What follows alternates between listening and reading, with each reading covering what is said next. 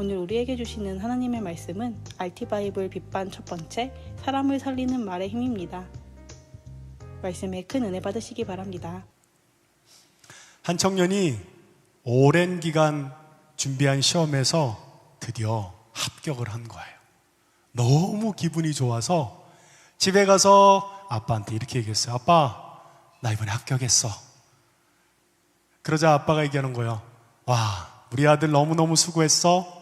아빠는 아들이 기분 좋으니까 아빠도 더 기쁜데, 와, 우리 아들 최고! 라고 얘기한 거예요. 그런데 또 다른 아빠는 이렇게 얘기했다고 해요. 아빠, 나 합격했어. 그러자마자 아빠는 이렇게 얘기합니다. 이제부터 시작이야.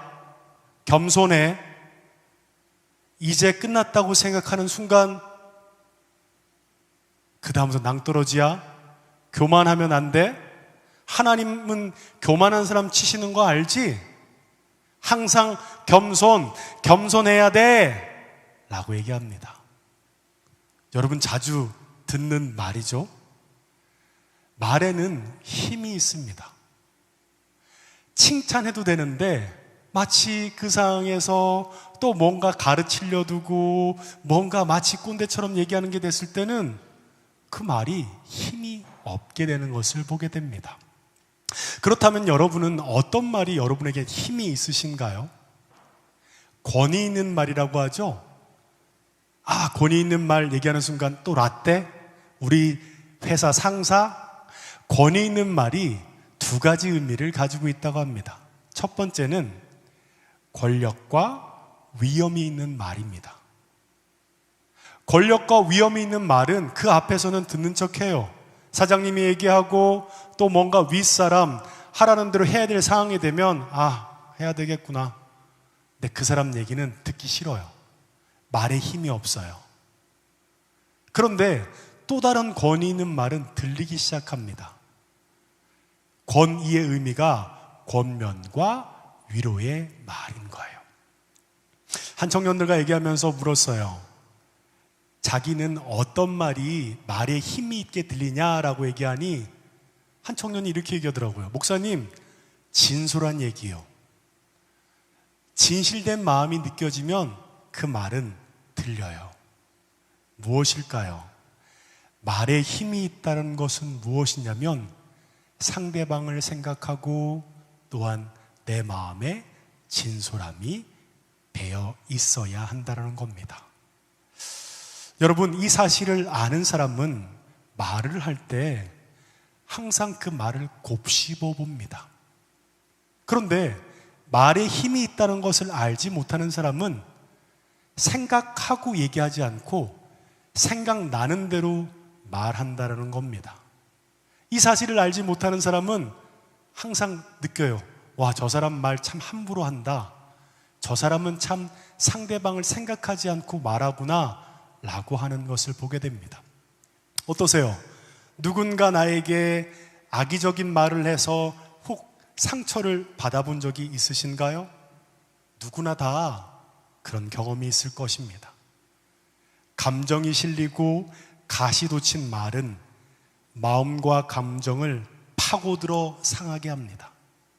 여러분, 비판적인 말은 파괴적인 힘을 가지고 있습니다. 여기서 퀴즈 하나. 말의 수명은 얼마나 될까요? 아마도 우리가 일평생 사는 동안 그 말은 함께 따라갈 겁니다. 주름이 자글자글한 노인이 어린 시절 들었던 격려의 말을 들으며 눈물을 흘리거나 장성한 아들, 딸을 둔 가정이 그때 내게 왜 그런 말을 했냐며 오래전 상처를 곱씹는 것을 보면 말의 질긴 생명력을 실감하게 됩니다. 그런데 사람들은 누군가 나에게 좋은 말을 한 기억보단 나쁜 말, 파괴적인 말, 가시돋친 말을 한 기억은 이상하게도 오랫동안 가슴에 품고 삽니다. 어떠세요? 누군가에게 위로의 말 들어본 적 있으세요?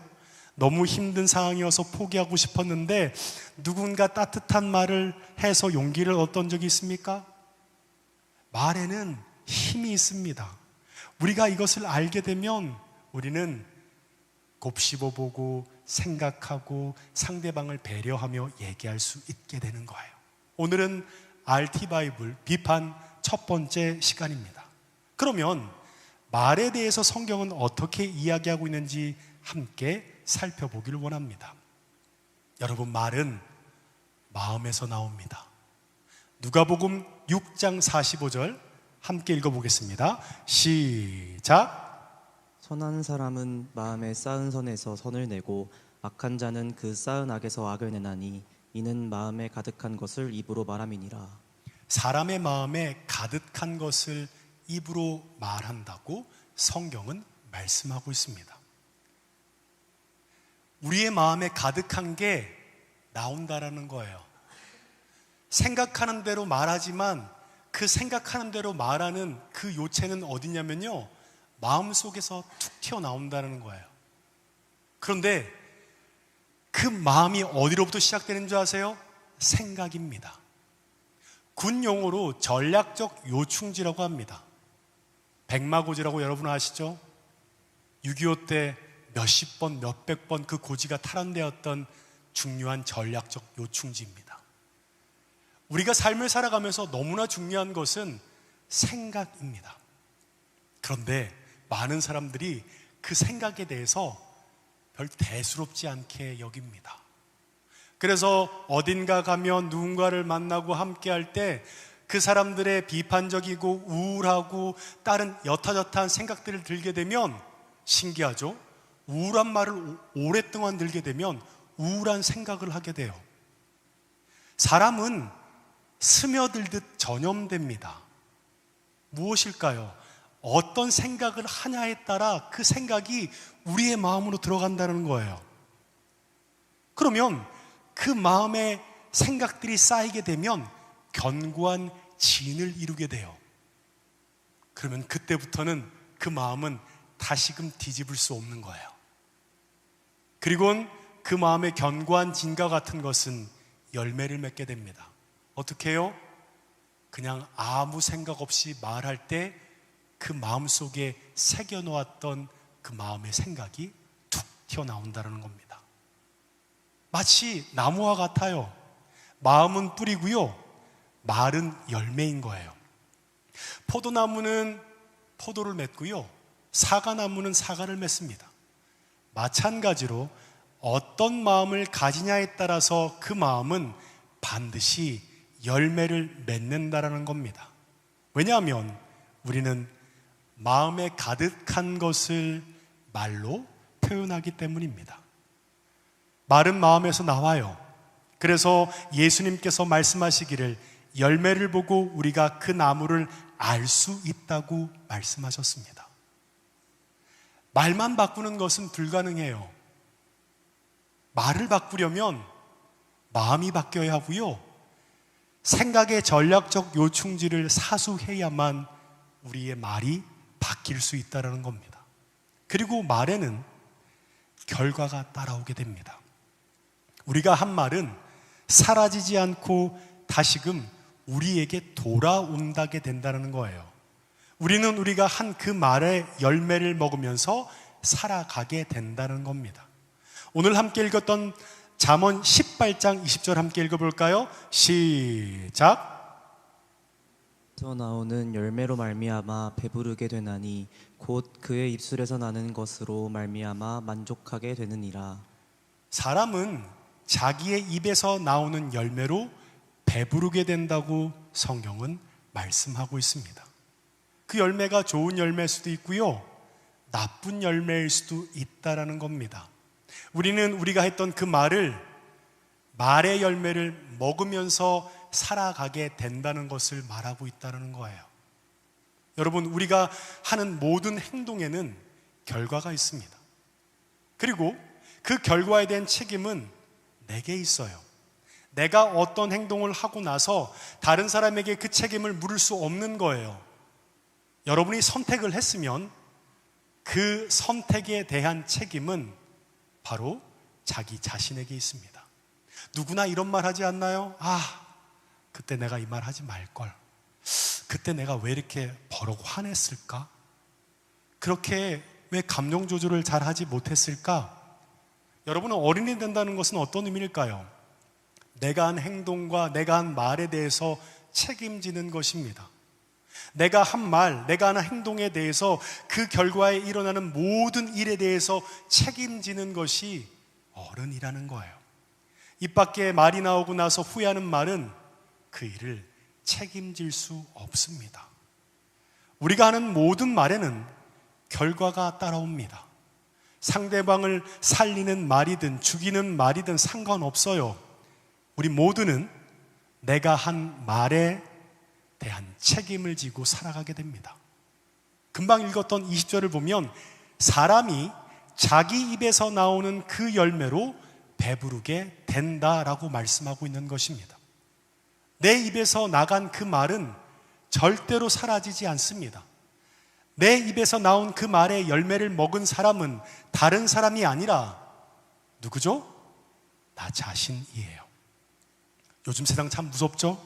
어떤 사람이 유명인이 돼요. 그러면 그 유명세의 절정에서 순간 꺾여지는 걸 보게 됩니다. 순간 벼랑으로 떨어지는 모습을 보게 됩니다.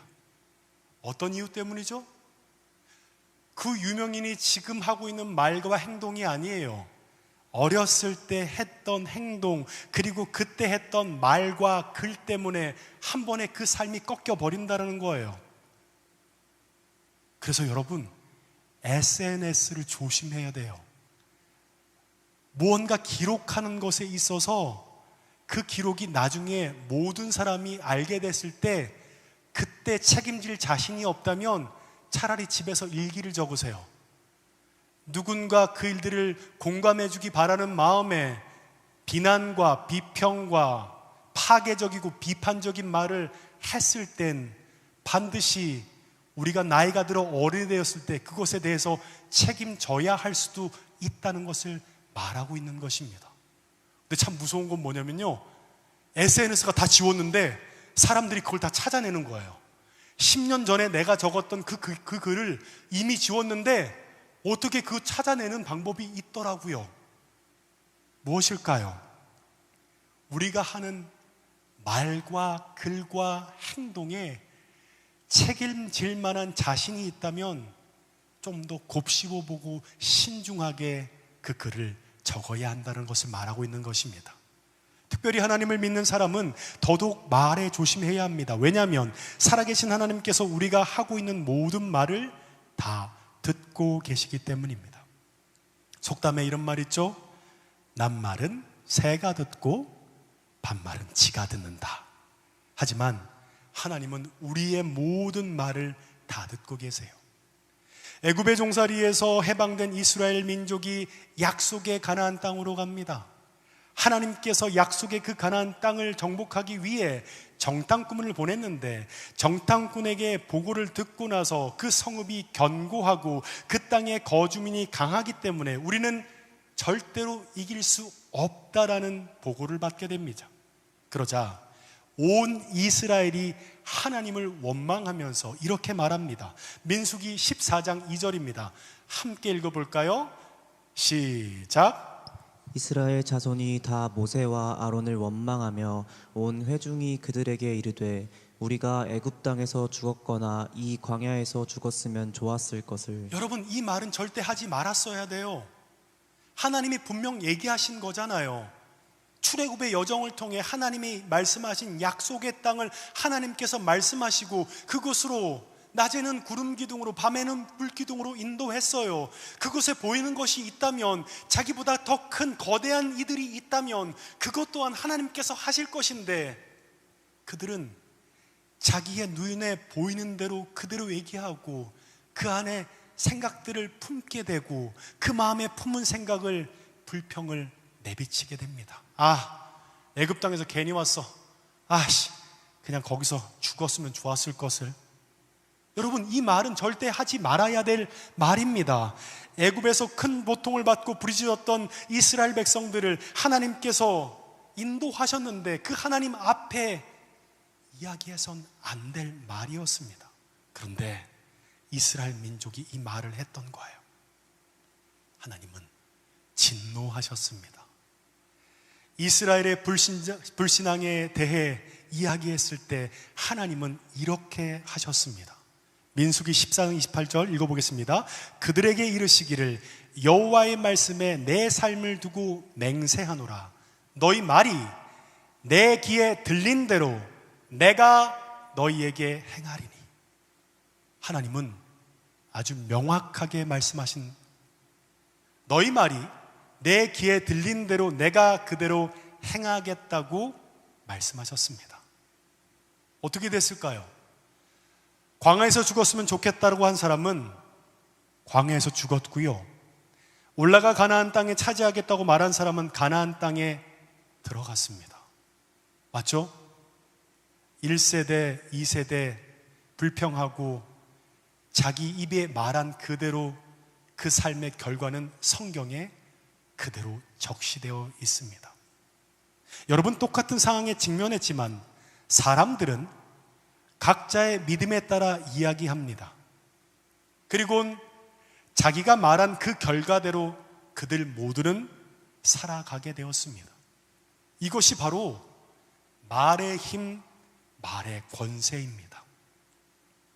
말의 힘이 있는 이유는 그 말을 들으시는 하나님이 계시기 때문입니다. 우리가 어떤 말을 하든지 우리는 그 말의 열매를 먹고 살게 될 것입니다. 그러므로 절대로 함부로 말하지 않고 입술로 범죄하지 않도록 스스로 그 생각에 전략적 요충지를 사수해야 하고 마음을 지켜야만 그 안에 맺는 열매가, 내가 먹는 그 열매가 결정짓게 되는 것입니다. 또한 비방하는 말, 험담하는 말은 사람을 더럽게 합니다. 마태복음 15장 11절입니다. 함께 읽어보겠습니다. 시작. 입으로 들어가는 것이 사람을 더럽게 하는 것이 아니라 입에서 나오는 그것이 사람을 더럽게 하는 것이니라. 상대방을 향한 인격 모독은 파괴적인 힘을 가지고 있다고 했죠. 특별히 부모의 말은 자녀에게 어마어마한 영향력을 가지고 있습니다. 자녀가 어리면 어릴수록 부모의 말 한마디가 아주 큰 힘을 가지고 있습니다. 여러분, 어릴 때 혹 실수할 때 있죠. 엄마가 좋아하는 무언가 접시나 도자기 제품들을 깨트리고 실수할 때, 자녀가 실수했을 때 만약 부모가 이렇게 얘기해요. 네가 하는 게 다 그렇지 뭐. 아휴, 넌 안 돼. 아니, 감정적으로 더 아이를 잡습니다. 그러면 신기하죠? 그 말은 그 아이의 정체성이 됩니다. 나는 실패자야? 나는 무언가 잘못했어. 아이가 큰 실수를 하면 아이는 순간 인지합니다. 내가 실수했다는 것을, 내가 잘못했다는 것을. 그러면 그 즉시 엄마는 반응하게 되겠죠? 너 왜 그렇게 했니? 그러면 아이는 그 말 하나로도 충분히 자신의 상황을 인지합니다. 그런데 부모는 그 상황에서 자신의 감정을 추스르지 못하다 보니 아이의 실수와 잘못을 한 번 얘기하지 않고요, 두 번, 세 번, 길게는 아이가 들을 수 없을 만큼 반복하는 것을 보게 됩니다. 여러분, 만약 실수했다면 먼저 그 실수에서 정확하게 얘기하고 난 다음에 그 다음에 사랑으로 지도하고 조언하면 돼요. 제가 예전에 자주 쓰는 예화인데요, 외국의 드라마 보면 애가 엄마가 너무나 소중하게 된 비싼 그릇을 깼어요. 와, 쟤는 끝났다, 엄마한테 뒤지게 혼나겠구나 라고 생각했는데 엄마가 딱 찾아왔는데 뭐라고 한지 아세요? 애한테 영어로 얘기하더라고요. Are you okay? 너 괜찮니? 아니, 여기에 그 비싼 도자기, 즉 그릇이 깨졌는데 그릇은 보지 않고 얘를 보는 거예요. Are you okay? 그리고 그 다음 말은 더 가관이었어요. Say I love you. 여러분, 혹시 집에서 그런 일이 있었을 때 엄마가 이렇게 했던 엄마 있는 사람 있어요? 저희 엄마는 안 그렇더라고요. 저는 그래서 그 영화를 보고 나서 우리 엄마도 그럴 수 있을까? 그래서 의도적이진 않지만 좀 큰 잘못을 했습니다. 쫓겨날 뻔했어요. 여러분, 부모의 말은 자녀의 삶의 정체성을 규정짓게 됩니다. 잘못할 수 있어요. 실수할 수 있어요. 근데 실수했을 때 넌 안 돼. 나가. 네가 하는 행동에 대해서 네가 책임져. 넌 왜 이렇게밖에 못해? 항상 너는 그렇게 말해도 말을 듣지 않아. 라고 얘기하는 순간 아이는 어떻게 받아들이는 줄 아세요? 아, 나는 실패자구나. 나는 더 이상 돌이킬 수 없어. 그리고 그 아이는 자신의 잘못에 대해서 쉽게 받아들이지 않고 스스로를 억누르고 자책하게 된다는 겁니다. 누구나 실수할 수 있어요. 그렇잖아요. 실수하는 사람이 어디 있어요? 그때 가장 필요한 것은 그 실수를 바로잡는 것 전에 이해와 용납입니다. 그리고 나서 다음부터 그러지 마 라고 얘기하면 아이는 그때 그 잘못에 대해서 충분히 곱씹어보고 그 잘못에 대해서 교정하는 삶을 살 수 있게 된다는 겁니다. 부모나 선생님과 같은 권위자가 내뱉는 말이 아이에게 잘못된 정체성을 형성할 수 있다는 거예요. 그래서 우리가 하는 말은 정말 조심해야 한다는 겁니다. 말에는 힘이 있기 때문에 누군가를 살릴 수도 있고요, 누군가를 죽일 수도 있습니다.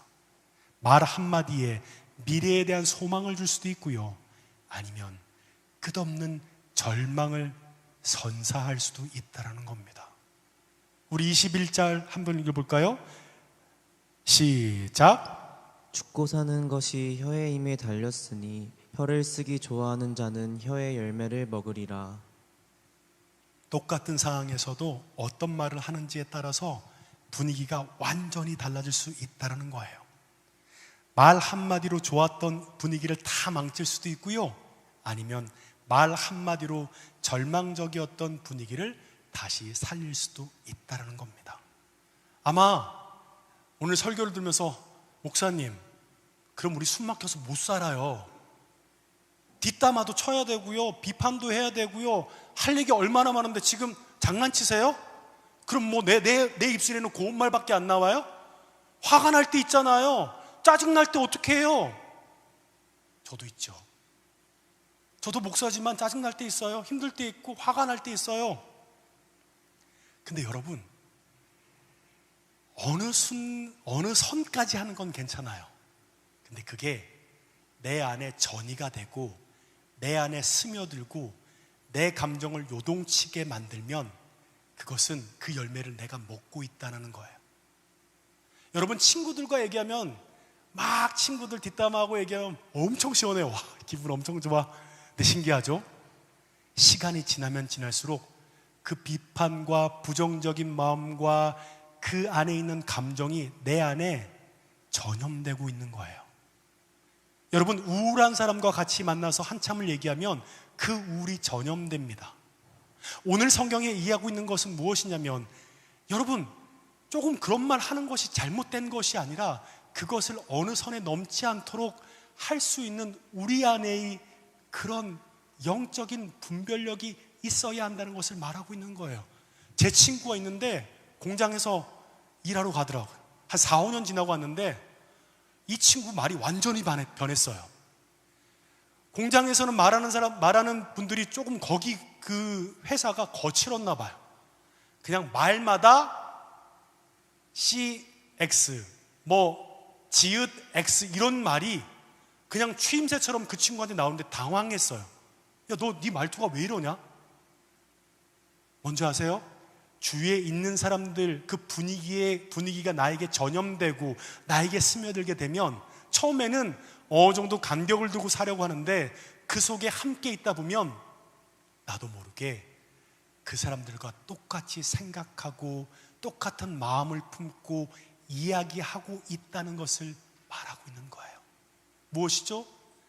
그 분위기의 열매를 먹고 있는 거예요. 내가 말한 열매를 다 먹으면서 살고 있는 거예요. 그러면 어떨까요? 부정적인 사람들 안에는 계속 부정적인 열매가 싹 틔워집니다. 그렇기에 누구를 만나고 어디에 있느냐, 그리고 어떤 선택을 하느냐는 너무너무 중요하다는 것을 알아야 합니다. 여러분, 어떤 말을 할 건가요? 사람을 살리는 말을 할 건가요? 아니면 사람을 죽이는 말을 할 건가요? 많은 사람들이 그럼에도 불구하고 그냥 생각나는 대로 기분 내키는 대로 말을 뱉는 경우가 많습니다. 보통 이런 실수는 어디서 하는 줄 아세요? 정말 편한 사람, 정말 친한 사람, 회사에서 긴장해야 되고 누군가 내가 함부로 했을 때 나에게 제재를 가하고 힘든 사람이 있는 곳에서는 절대 그런 말이 나오지 않아요. 그러면 내 안에 있는 그런 악의적이고 거짓되고 나쁜 비방적이고 비판적인 말은 나랑 가장 친한 사람, 나와 함께 있고 나를 위해 주는 사람 안에 나올 확률이 높다라는 거예요. 그럼 어떻게 해야 될까요? 조금 간격을 둬야 돼요. 너무 친해져서 내가 나를 대하듯 함부로 하지 않도록 조금 간격을 두고 예의를 지켜주는 것이 너무나 중요합니다. 여러분, 유대의 격언을 보면 말을 뭐에 비유한 줄 아세요? 화살에 비유하더라고요. 창 혹은 칼 같은 무기도 많은데 왜 하필 화살에 비유했을까요? 너무 화가 났어요. 상대방이 나를 건드렸어. 너무 화가 났어. 그러면 우리가 상대방을 공격하려고 탁 칼을 꺼내렸다가 상대방의 표정을 봐요. 그럼 그 사람이 내가 생각했던 것보다 내가 화를 내려고 하는데 그 사람의 표정을 보면 아닌 것 같아. 그럼 어떻게 하죠? 칼집에 칼을 넣으면 되잖아요. 근데 말이 왜 화살과 같다 얘기하는 줄 아세요? 우리가 화가 나서 상대방이 어떤 상황인지 모르고 내 화를 투사할 때, 활은 한번 시위를 떠난 활은 내가 다시금 돌이키려고 해도 돌이킬 수 없다는 것을 얘기하고 있다는 겁니다. 한번 화살을 쏘면 끝이라는 거예요. 화살을 쏘고 난 다음에 아무리 후회해도 날아가는 화살을 다시금 돌이킬 수 없다는 겁니다. 무엇을 말하죠? 우리가 한번 내뱉었으면 그것으로 끝이라는 거예요. 돌이킬 수 없습니다. 그런 면에서 우리의 말은 칼이 아니라 화살에 가까운 것입니다. 우리 에베소서 4장 29절 읽어볼까요? 무릇 더러운 말은 너희 입 밖에도 내지 말고 오직 덕을 세우는 데 소용되는 대로 선한 말을 하여 듣는 자들에게 은혜를 끼치게 하라. 우리가 어떤 말을 하든지 그 말의 열매는 내가 먹게 될 것입니다. 우리가 말한 대로 살아갈 것이라는 것을 기억해야 한다는 거예요. 여러분, 우리가 상대방에게 삿대질을 하고 상대방을 비난할 때 손가락 2개는 그 사람을 향하지만 나머지 손가락의 3개는 나를 향하고 있다는 것을 잊지 말아야 한다는 거예요. 여러분, 그런 일 있죠? 한번 회사 일하다 뭔가 사람들과 관계하다 화를 내면 그 한 주간은 아무것도 되지 않습니다. 그리고 어떤 사람이라도 감정을 잘 다스리는 사람은 관계가 조금씩 더 확장될 것인데, 자기의 감정이나 자신의 입술을 함부로 자기가 조율하지 못하고 관리하지 못하는 사람은 많이 쌓아놓은 공든탑이 한 번의 실수로 훅 날려가게 된다는 겁니다. 왜 그렇죠? 알아요, 내가 잘못한 것. 그런데 이미 활의 시인은 이미 쏘여졌고, 상황을 봐서 다시 돌이키려고 생각했을 땐 이미 그 활은 돌이킬 수 없을 만큼 날아가고 있다는 것을 알아야 합니다. 그러면 우리의 전략적 요충지인 생각을 어떻게 지켜야 할까요? 생각을 사수해야 합니다. 거짓과 우울과 비판과 음란과 어두움의 마음이 들어올 때 그 마음을 내쳐야 돼요. 아, 이거 나한테 좋은 거 아닌 것 같아. 그리고 함께한 사람을 만났을 때 그 사람이 가지고 있는 어두움과 불평과 불만이 많은 사람이 있다면 몇 번 건면하고선 변하지 않으면 그 사람에 가까이 가지 말아야 해요. 왜 그런지 아세요? 어떤 말이든 힘이 있기에 전염될 수밖에 없다는 것을 알아야 합니다.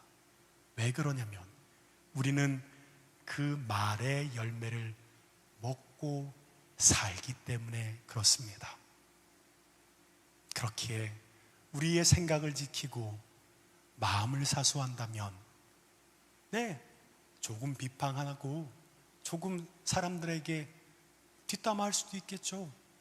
근데 그게 내 감정을 요동칠 만큼 했을 땐 그것은 결국 그 열매를 내가 먹고 있다는 것을 직시해야 합니다. 그래서 우리의 생각을 사수해야 합니다. 우리 이 시간 함께 찬양하고 함께 기도했으면 좋겠습니다.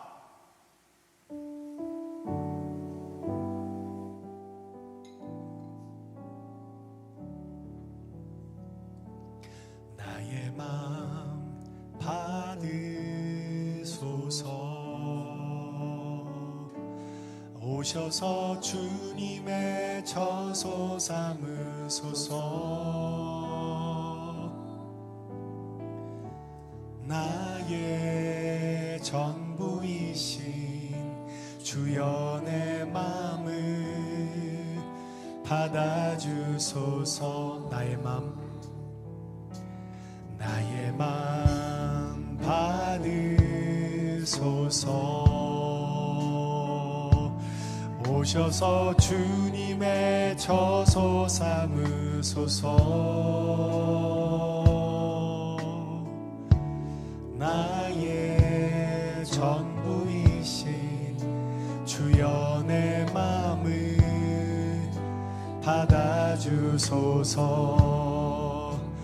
나의 마음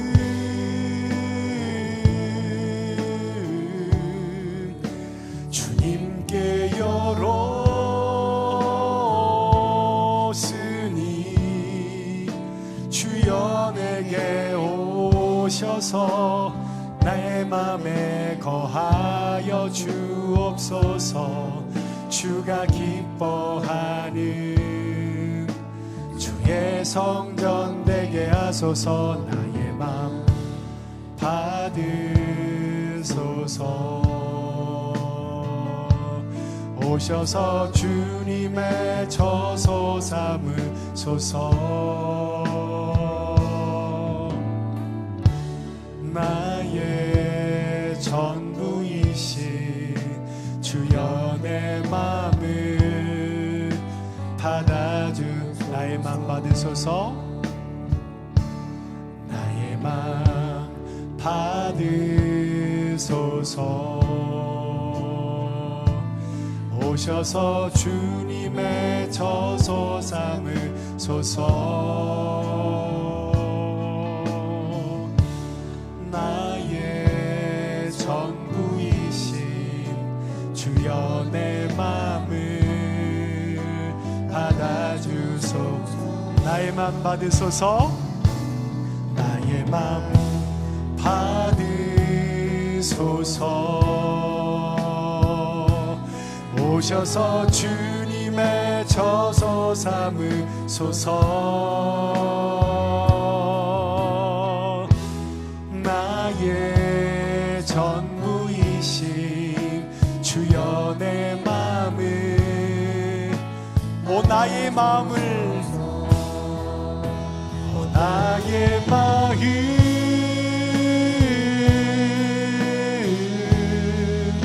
주님께 열었으니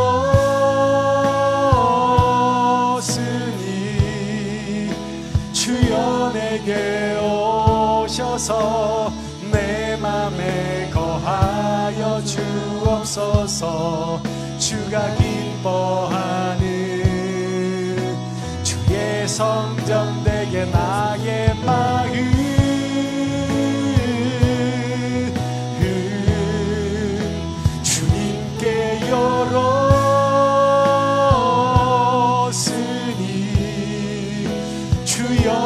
내게 오셔서 내 맘에 거하여 주옵소서. 주가 기뻐하는 주여의 성전 내게 나의 마음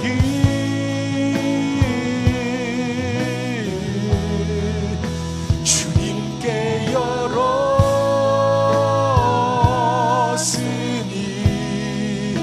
주여 내게 오셔서 내 맘에 거하여 주옵소서. 주가 기뻐하니 주의 성전 내게 하소서. 나의 맘 받으소서. 오셔서 주님의 처소 삼으소서. 나의 전부이시 주여 내 마음을 받아주소서. 여러분, 오늘 예배 나오면서 아마도 옷도 옷 매무새도 잡고 아마 헤어스타일도 거울을 보면서 다시 한번 챙겼을 것입니다. 그런데 예배는 하나님께서 우리의 겉모습을 받으시는 게 아니라 우리의 마음을 받으시는 것이 예배입니다.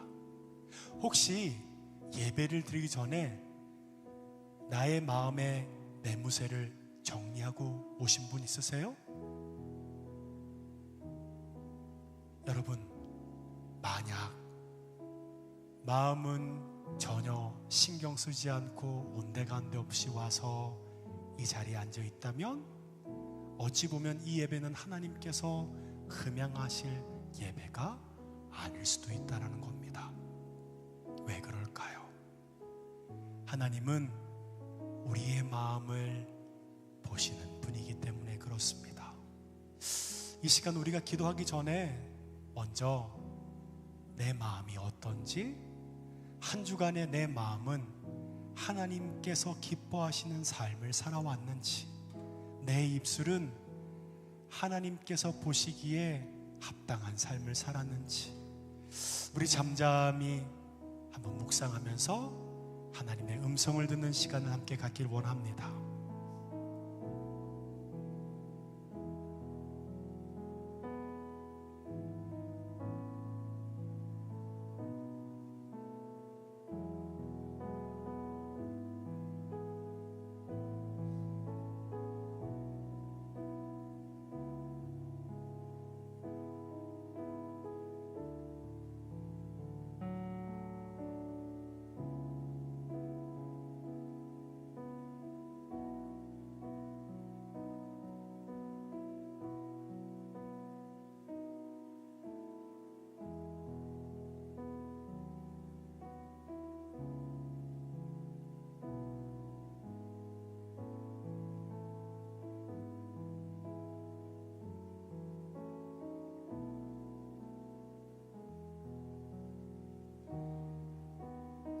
여러분, 예배 가운데 항상 한 가지가 있습니다. 회개가 있어요. 회개의 시간을 통해 우리의 옷매무새, 우리의 삶을 주께 나아가는 겁니다. 아마도 익숙함으로 예배를 드리는 사람은 그냥 왔으니까 찬양은 하나는 보다, 말씀을 전하나 보다, 저 말씀은 나한테 필요하겠구나. 내 삶의 마음의 옷매무새는 온데간데 없이 그냥 마치 영화관에서 좋은 이야기 듣고 위로받으면 끝났다라고 생각하며 돌아가는 이들도 분명히 있을 것입니다. 여러분, 그와 같은 삶을 사는 것은 이 시간 이 예배가 내 삶과 아무런 연결점이 없다는 것을 말하고 있는 것입니다. 무엇일까요? 오늘 이 예배를 통해 한 주간 나의 삶을 통해 하나님이 기뻐하시는 내 마음과 생각과 내 입술에 고백이 있었다면 반드시 그 일을 회개함으로 돌이켜야 한다는 겁니다. 그리고 말씀을 받는 거예요. 하나님, 다시금 내 삶을 돌이킵니다. 하나님의 말씀을 붙듭니다. 하나님, 나는 할 수 없지만 하나님께서 내 삶을 붙들어 주시옵시고 인도해 주십시오. 그렇게 살아갈 때 우리의 생각에 파수꾼을 세우게 되는 겁니다. 무엇이죠? 우리의 삶을 튜닝하는 거예요. 하나님을 향해 우리의 마음을 드리고 주님 앞에 튜닝하며 주 앞에 나아갈 때 어느 순간 우리의 생각에 파수꾼이 세워졌을 때 우리의 마음과 입술의 고백이 그와 같은 고백으로 살아갈 수 있다는 것입니다. 이 시간 우리가 잠잠히 함께 좀 통성으로 기도했으면 좋겠습니다. 하나님, 내가 그와 같은 마음으로 예배를 드리지 못했습니다. 그와 같이 나의 마음이 그토록 중요한지 알지 못했습니다. 마치 회칠한 무덤처럼 속은 골마있고 썩어 있는데 겉만 회칠한 무덤처럼 살았던 내 삶을 용서해 주십시오. 이 시간 우리 주여 한번 외치고 기도할까요? 주여!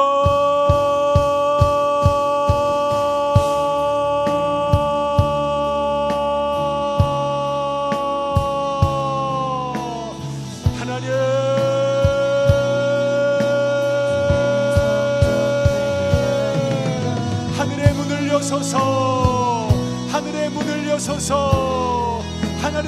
여소서. 성령의 충만함과 일하심의 그 역사가 우리 가운데 충만하게 담겨지게 하여 주시옵소서. 내 마음에 하나님의 선한 것이 아닌 다른 것을 품고 예배하는 것이 주님 앞에 거룩하지 못하고 하나님이 기뻐하시지 못하는 삶임을 알기에 이 시간 그 마음을 주 앞에 고백하고 토설하며 주 앞에 나아가는 우리의 삶이 되도록 하나님 역사해 주시옵소서. 마치 분토와 막대기 같은 우리의 인생입니다. 하나님의 은혜가 없으면 그 어떤 것도 할 수 없는 연약한 자임을 알기에 이 시간 다시금 주님 앞에 고백하며 나아갑니다. 그냥 후회가 아니라 우리의 삶을 돌이켜 여호와께로 나아가는 회개와 회심과 돌이킴이 우리 가운데 진정 일어나야 합니다. 하나님께서 역사해 주시옵소서. 하나님, 우리의 입술의 고백을 통해 다시금 세상의 것이 아니라 하나님의 마음이 우리 가운데 남겨지는 은혜의 시간이 되도록 하나님 역사하여 주시옵시고 함께하여 주시옵소서. 하나님 은혜를 바라며 주님 앞에 나아갑니다. 하나님, 오 주님 아버지 역사하여 주시옵소서. 하나님,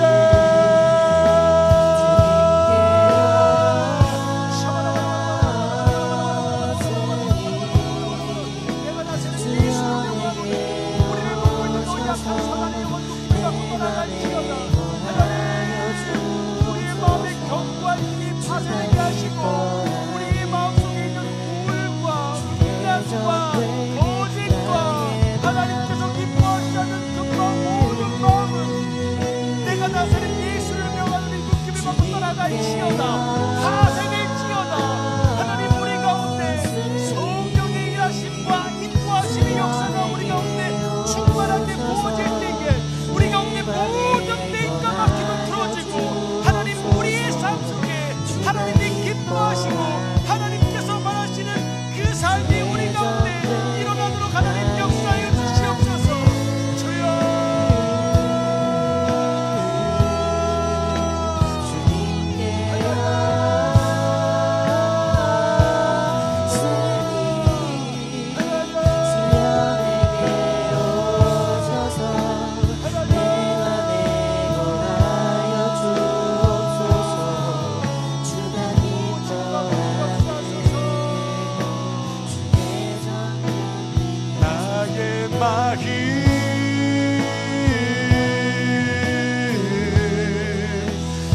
주님께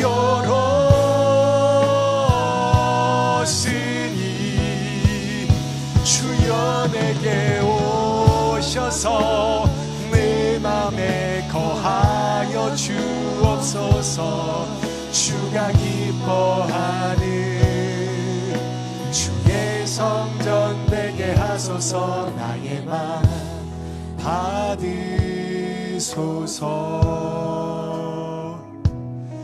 오셔서 주님의 처소 삼으소서. 나의 전부이신 주여 내 맘을 받아주소서. 우리 이 시간 목소리로 한번 찬양해 볼까요? 나의 맘 받으소서. 오셔서 주님의 처소 삼으소서.